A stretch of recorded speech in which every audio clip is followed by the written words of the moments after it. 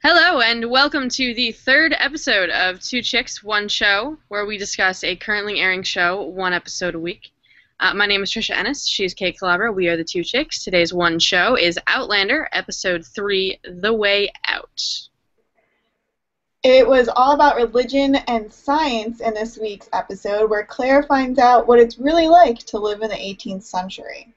So, speaking of religion versus science, Claire has been set up so far as being very sciencey. Botany and archaeology and history and medicine and stuff. So in this week's episode, she discovers that in the 18th century, they still very much believed in demonic possession as explanation. Mm-hmm. So that was the bulk of this week's episode. Yeah, I'm sorry. Go ahead. No, go ahead. We first get an inkling of it with at the very beginning, like where that was the very beginning. She's having a conversation and she like gives up her secret to Misfits, and then Misfits freaks out, and that was like a hallucination or whatever. But she also freaks out in the same way that we see people freaking out about possession later. So I don't know if that was like a vision or a dream or foreshadowing or what that was supposed to be. But then we discover that there are two boys who've gone and visited this place that I guess they think is haunted, and they come back and one of the boys dies of demonic possession, and the other boy gets sick. Yes. So what did you think of that whole story? I think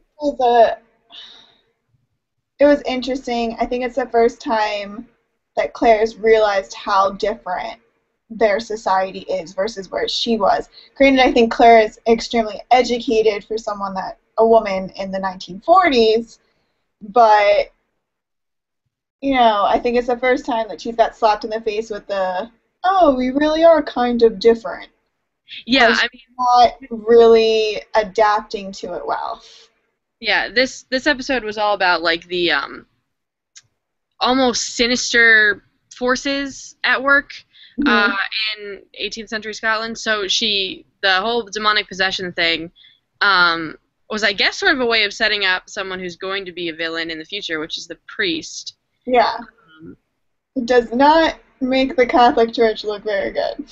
Well, it's not I don't think it's the Catholic Church. I think it's Christian, but it might be Catholic. I don't know. They said good Christian throughout the episode, so I feel like it's I'm pretty sure that they were Catholics. I have no freaking clue. They probably were, because it's Scotland. I would have to, again, do more looking. But as a whole, it's not making, the church in general look great. But anyway, so for the whole episode, she's like staunchly, against the whole idea of exorcism and the idea of possession and not treating illnesses, whereas they are very staunchly, this is possession, don't freaking go near these people. Yeah. Well, it's like, don't go near them, but what I thought was interesting is that they're all sitting like next to the kid's bed. Yeah, but I think it was more of a don't interfere, but they said it as don't go near them. I mean, they were obviously worried about, like, the possession passing to other people. Clearly not. I guess you can't jump out and just... Because, like, in horror movies, sometimes they jump out and, like, go to a different person. But they're all... Obviously, this is not a horror movie. This is fact. I know. This is real life. Yeah, and I thought it was... I don't know if they intended just to make it seem more sinister in general, but I thought that perhaps she would touch on the fact that, like, it wasn't, in my opinion, if, like, it were me back in the country, it would be less about the believing that it was possession and more about the not treating it, and the fact that the exorcisms have killed people in the past because they suck. Yeah. They're exhausting. They're horrible. Well, this one didn't seem as extreme as exorcism. He just, like, splashed some water on the kid and was just like, okay. Yeah, I mean, it was less intense than you think of exorcism. Yeah. Like, I think the more, like, the real, like, sinister thing that the priest or whatever he is did was, hammer the kid's ear. Right, but at the same time, that's one of those things where it's like, but that's how it is. Exactly. So, The choices were cut his hand off or nail his ear to the thing. yeah. And I think it shows a deep problem that Claire has where she's very unable to adapt. Or even there were several people throughout this episode that were like, hey, Claire, maybe you should think about this before you stir in the pot. And she was like, no. And like she just barged. And like, if it was me, and maybe I'm more of a pussy than Claire, I would probably be like, maybe I should just sit this one out. Maybe, I'm trying to get out of here. Maybe I shouldn't stir things up. Yeah, and speaking of her getting out of there, she, throughout the episode, is like, maybe if I impress the people, that they'll let me go. And I'm like, isn't that the reason they kept you there in the first place? Yeah, she didn't really think that one through. It was No. like she's an extremely intelligent person, but then was like, if I do really good and help every person out, then they'll let me go. No, maybe maybe don't kill people, but maybe, let a couple scabs get infected and maybe they'll realize you're not a good healer and they'll be like, you know what? You're cool, you can leave. Yeah, but instead she spends the episode like being freaking awesome, like helping Colum with his leg issues and pain and stuff, and then of course by the end of the episode healing the boy they thought was, possessed beyond all comprehension. Yes. So she's never getting out if she manages to be such a great employee. I don't know why she just keeps thinking that they're just gonna let her go. Like, I don't know where she got that notion that they were going to let her go to begin with.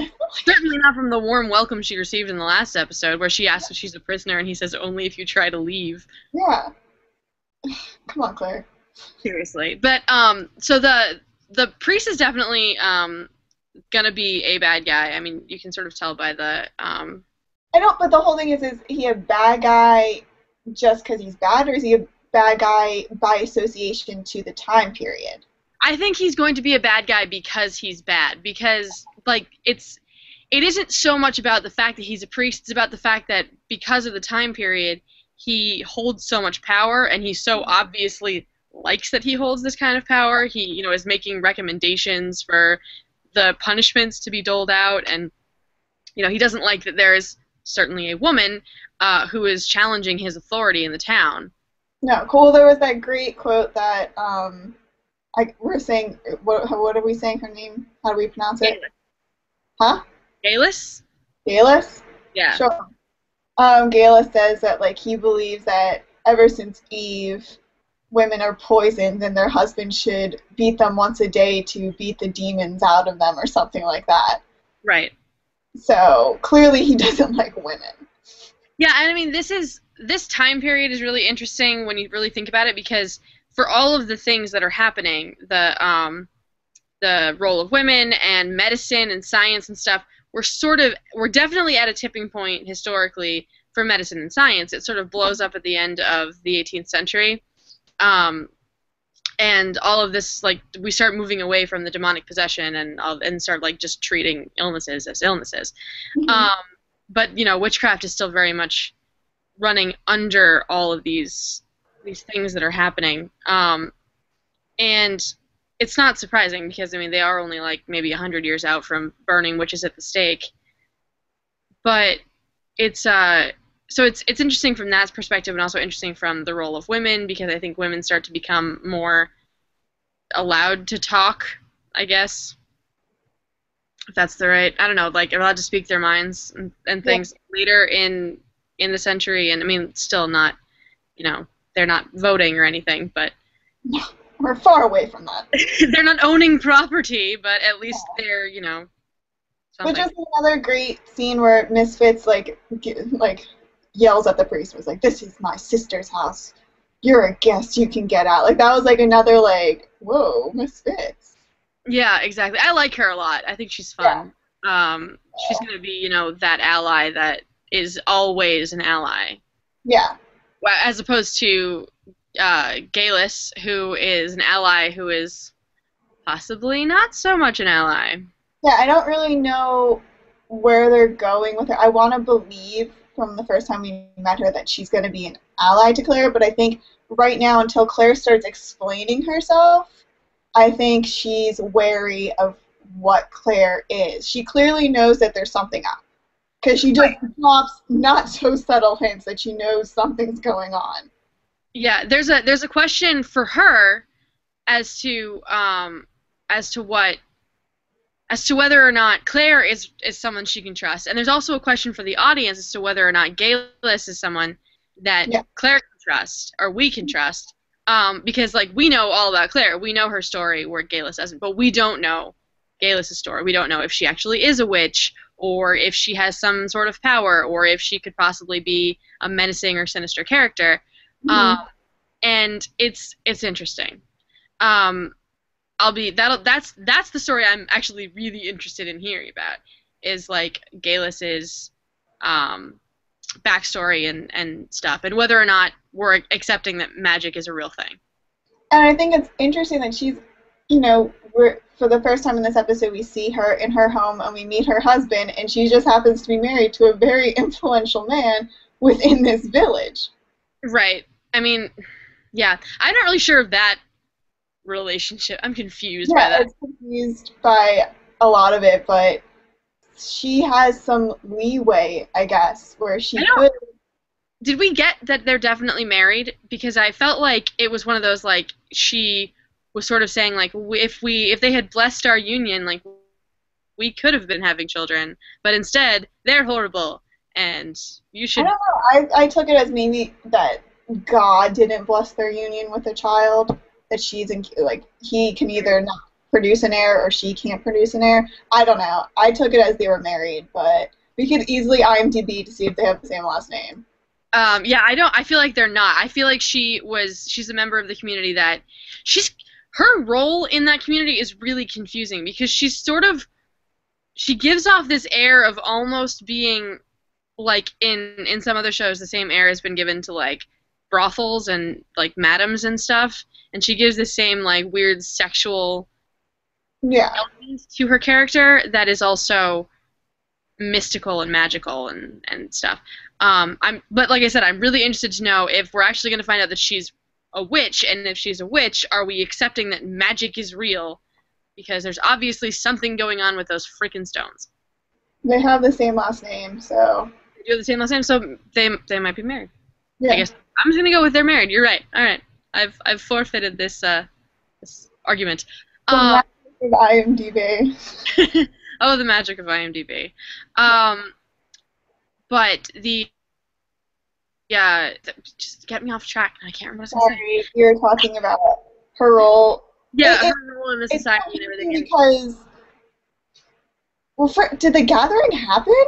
No, the gathering is actually the name of the next episode.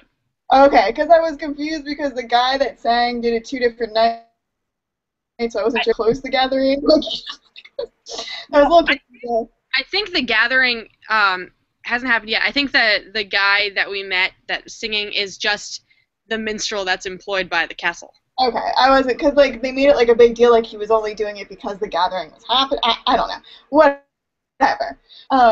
Because back to Gillies or Gillies or whatever, Galis. Claire's brought to her to like get supplies for her in preparation for the gathering. Right. So, yeah. I mean, she obviously has a role. Yeah. So even though in the first episode when we meet her, she says, "Oh, well, everyone thinks I'm like a witch." Clearly, they still like need her, or. But I think that's I think that's one of the elements of this society, that there's this strange. It's not black or white witchcraft and evil and Christianity and goodness. It's more of a weird blending, because that was the whole thing where they were talking in the first episode, she and Frank, about how superstition runs deep in the Highlands. And the Highlands are sort of this place where the magic, the magical mystic world sort of runs in parallel to the logical religious world. Don't think I've ever used the words logical and religious in the same sentence. But so I think that's going to be a major theme for the show, is going to be this intertwining of magic and mysticism and logic and reason. Yes. And speaking of magic and mysticism, I think I'm really confused as to whether or not magic is a real thing, but we seem to be accepting it insofar as the stones and Claire's whole how she got here. And I liked Galen, her little speech that she had about like whether or not you can explain things Yes. and like whether you even want to explain things some of the time because that like the people in Castle Leoc they accept demonic possession as exactly what's going on and they don't want to touch it and they're not going anywhere near it. Um, but Claire, meanwhile, is like, no, I understand this, I know it, it's science, but is there a point where both can exist, where you have to accept that you can't explain something? Or is Claire going to accept that she can't explain how the stones work, or is she going to try to figure it out? That's my question. Um, I think she's gonna. I think Claire would want to figure it out, but I think in the end it's going to be something that we're just going to have to accept because I believe there is actually magic. Yeah, I think that's going to be like one of the main messages, at least of the first season, is that sometimes there are things you can't explain, and that's not necessarily I think it's bad. a more whimsical take on the whole thing, and I think it's something that Claire is going to be like, so now I have to believe that there is actually magic. Like she right now she like can't grasp it and she can't put her head around it. Like she has to like there has to be a reason. Whereas this whole situation has no reason. Right, and at the same time, it's an interesting conversation where we're sort of being told by the show two different things, at least so far. One, that the people, the religion, and the people who staunchly believe these demonic possessions and things as explanation are wrong, and then also this contradicting thing about magic and mysticism in that sometimes you can't explain things and you have to accept it. So there's a question as to whether those two ideas can exist in the same space. If it's, I think that the showrunners are more looking to cast like using your religion and people's beliefs as a way to gain power over them as a bad thing, rather than religion and belief itself. It was. I feel like that was a similar thread that ran through some parts of Battlestar Galactica, which was Ronald D. Moore's last show, which also had a lot of religion and mysticism and confusing things in it that ran through as a Well, flood. it's also a confusing time religion-wise for Scotland in general because it is right now being occupied by England, which is part of the Church of England. And Right. there's people that, like how what happened in Ireland and Scotland, people become both Christian slash I really do believe it's Catholic because I think the Pope is played a big role in Mary Queen of Scots storyline. So. And then there's a large part that also is Protestant because of the Church of England. So you also have that historical debate that's going on, and then we have now this debate within the show of science, religion, or magic. Right, and whether those two things can exist at the same time. Mm-hmm. So it'll be interesting to see how that progresses for her and whether her continued stubbornness in the matter will make her more enemies than friends. Yeah. Right now, she only really has Jamie as a friend and maybe Mrs. Fitz. Yeah, but like everyone's just nice to her though. That was another thing. We were talking last week about how all of the Scotsmen are like super nice. Yeah. All the time. They're just awesome. And this week we got it again, although less in a jovial, joking kind of way and more in a like generally nice. Like don't mind her being around. Right, exactly. It's not even that they don't mind her being around. It's like you would think in this place where there is a place for women in society, in the household and everything, that they would be much more wary or angered by her constant, stubbornness and almost pigheadedness sometimes, where she's like, this is how we're doing it. I'm doing it this way. You can keep up if you want. And instead, they find it kind of cute. Yeah, it's odd. It's another thing where it's like, I don't know if the writers know that they're doing it. Just like I don't know if they know if they're really making like the Scotsmen to be out to be like these really great guys. Like we Right, or don't. if they're just in love with Scottish people and they're doing it by accident. Like that's what I mean. Like I don't know. No one else has said anything about it, so I don't know what's going on. Well, But they're really obviously casting her as different from the other women because there's even a scene where she meets the woman who has a thing for Jamie, and then the guy, I can't remember who it was, the man later says that like they would never end up together because Jamie needs a woman, and he like really pointedly like, nudge nudge, I mean yeah, you. So yeah, apparently they have a distinction between girls and women, and Claire is their idea of a woman, I guess. even though she doesn't fit their societal norms in the slightest. And they're like super progressive apparently. Yeah. Who would have But, thought? Like, I'm but really like yeah, I don't. there's a question also about how they will feel if she starts to rub off on the other women. Yeah, like I don't know. I mentioned this to you earlier. I don't know if it's just Claire's charisma that have these Scotsmen acting all kind. Like if, let's say, if Miss Fitz started acting like Claire, or Colum's wife started acting like Claire, or the young girl, I forget what her name is, that Jamie's sleeping with, starts like, would they think it was that cute, or there is an outsider and she gets away with it because they're like, oh, back in Oxfordshire, or wherever the frick she's from. Yeah, That's is what it they like do. she's a curiosity, and Yeah, so you find this kind of interesting, like, oh, you and your English ways. yeah, like that's what it like. Maybe that's what's it. I don't know, Well, they but seem to honestly approve of her. At least yeah, some of them honestly approve of her. yeah. Like I don't think right now the only one that seems to like have an issue, but it's not even that big of an issue, is Dougal. Yeah, but that's just because he's Dougal. He's got a stick up his butt. Yeah, like I think he's just a grumpy man. But even when he's grumpy, he's not like unenjoyable. Like he's still Right. like, He's not mean. mm-mm. He's just grumpy, like you said, and generally crotchety. Hmm. But I mean, I don't know. It'll be all of these things are really interesting for like the first 3 episodes of the show. I mean, it's there's a lot to look forward to, I think, with the rest of Yeah. the season. Other little things that happened in the episode, like we said, Claire and JC get to flirt a lot more, which is lovely. Do you want to talk about the song? Oh, right, the song. God, I totally forgot about that. Oh, We got so wrapped up. Yes, the song. Music actually played a huge role in this episode. yes.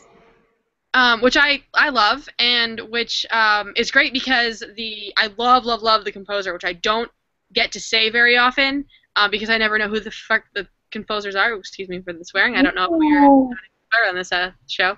I don't know who the heck these composers are most of the time, but I do know Bear McCreary specifically because of his work on Battlestar Galactica and like 1,000 other sci-fi shows, and he's awesome and wonderful, and I love Celtic music, so I'm glad that they decided to weave music into the storyline.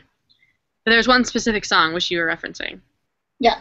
Which takes place at the tail end of the episode where the curly-haired harp out and performs for the residents of the village and the castle.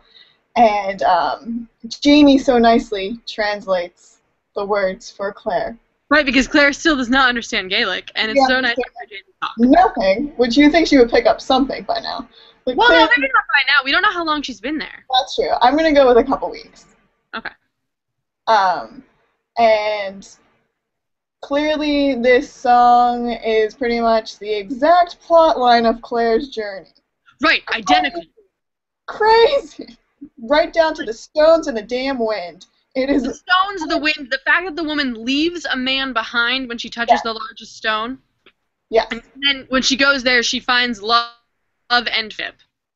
Yes. So I'm like, So, okay. spend some times with strangers that turn into lovers and friends. Yeah. But And- then it also at the end, then it says that she actually goes back to the man that she loved before. Right. So it- obviously there is a way back, and there's a question of whether this is like some sort of magical coming of age story. Like you've reached a point in your life and we can sense it because we're magic rocks, and blam, we're gonna zap you back in time, and then you're gonna have some adventures and you're gonna learn from it, and then when you reach a certain point we'll send you back. Yeah, maybe. I don't know. I But I don't. mean, go ahead. I'm struggling to believe that even if Claire escapes, makes like the 3-day trek back to the damn rocks, I don't think she's gonna just touch them and she's gonna go back. Something else has to happen for Well, that. if you listen to the song, there's like an instruction manual for how to Yeah, get back. It was like something about the moon being a certain thing and something else. yeah, because when the night before she got time traveled, Right. there was something about the moon that made, the witches of the town come out and do that little dance and crap. Well, it So, was also Samhain. yeah. So she might have to wait till then. Ooh, a whole year. Yeah. Assuming it's the same date. Oh, I assume yeah. it's the same date. I would assume so.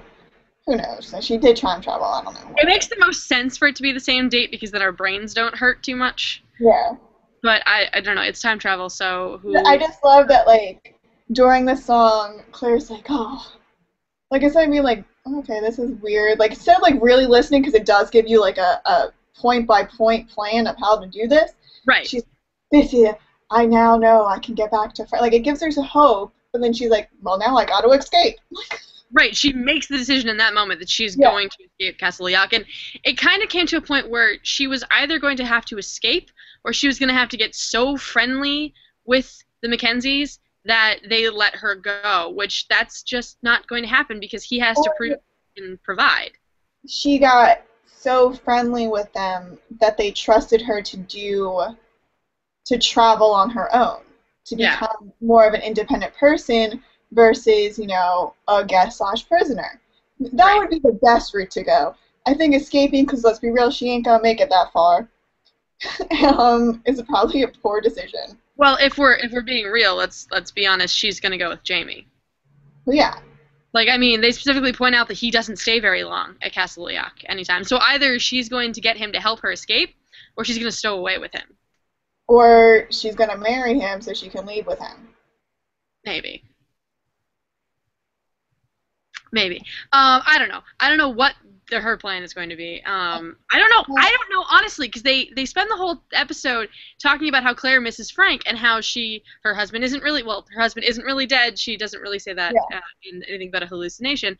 So I don't know if she's willing to marry Jamie, even utilitarianly. I don't know. But anyway, so I hope more music plays more of a role in the future because I love the music and it's so pretty. But so that was interesting that they made it a plot point. I'm sure it'll come back a little, I think, in the next episode because the gathering is The gathering. who the heck knows what the gathering is. But speaking of Claire and Jamie, they flirt a lot in this episode, like a lot in this episode. Yeah. And she talks about being jealous of Jamie and the chick that he's making out with / possibly sleeping with / putting down all the time because she's younger than him or something. Yeah. But not being jealous of them, specifically being jealous of like their intimacy because she misses Frank. She misses Frank. She says that a lot. Yeah, she missed Frank. Yeah. And one thing that I thought was neat, you find it out at the little like making of bit at the end, is that this entire episode pretty much is not in the book. Yes. It's their first episode where they decided to just add stuff so you learn more about the people that are there and the situations, and they introduce the priest character early so that you set him up for his future badness. Yeah. I thought it was a really good ad. I think I did go out and buy the book because I just couldn't handle it. So I had to go out and buy it. I did not start it yet. I think it's interesting that they added material considering that the book is like, 850 pages. So you would think there was enough for them. But I thought it was a good introduction to characters, better understanding, to see Claire wants to escape, wants to get back to Frank, the religion versus science. I think it was a necessary episode. Yeah, I think it was a really good setup of all of these characters and their possible motivations and things. So we've gotten these 3 episodes where we are introduced to the idea that she's time traveled.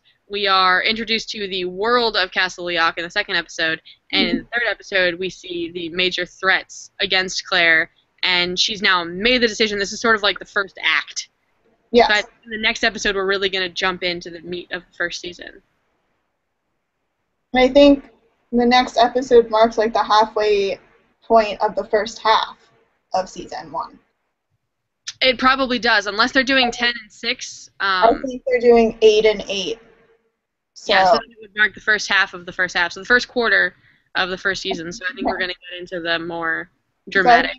I think this coming week's episode is going to be a wee bit more intense than the prior 3. Because from what you could see from the preview, she does attempt somehow to escape. But Right. she's on the road. Dougal wants to take her someplace, so she's like on the road. So we'll see. We'll see what happens.